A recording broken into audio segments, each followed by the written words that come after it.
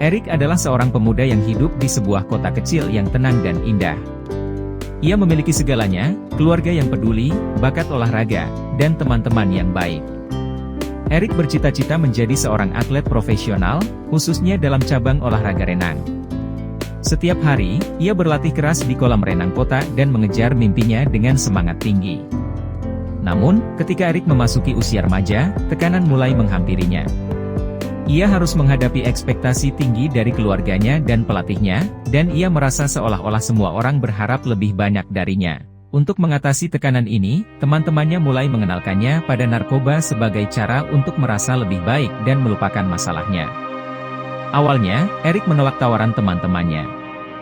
Namun, tekanan untuk tampil lebih baik dalam olahraga terus bertambah, dan rasa ingin merasa lebih baik akhirnya membuatnya merasa tertarik pada narkoba.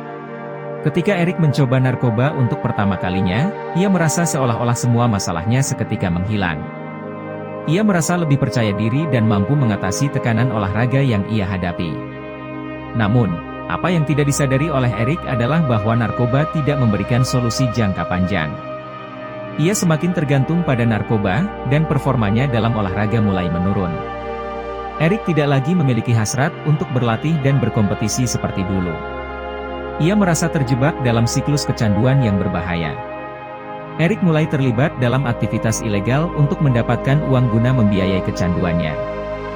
Ia berpindah dari teman satu ke teman lain yang juga terjerumus dalam narkoba.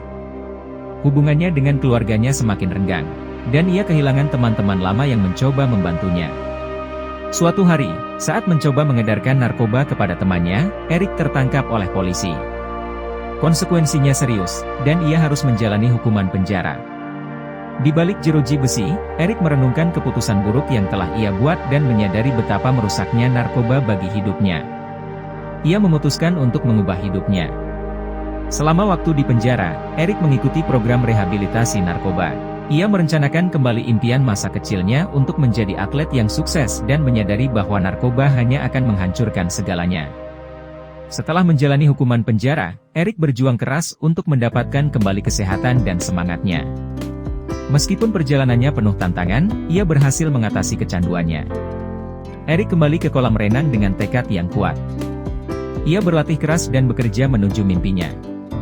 Meskipun butuh waktu, ia akhirnya berhasil mencapai tingkat prestasi yang ia impikan. Erik menjadi sumber inspirasi bagi banyak orang yang berjuang melawan narkoba dan memahami bahwa kebahagiaan sejati hanya dapat ditemukan dengan menjalani hidup yang sehat dan memenuhi impian. Cerita Erik adalah contoh nyata tentang bagaimana narkoba dapat merusak masa depan seseorang dan bagaimana tekad, dukungan, dan perubahan positif dapat membantu seseorang untuk mengatasi kecanduan dan mencapai impian mereka.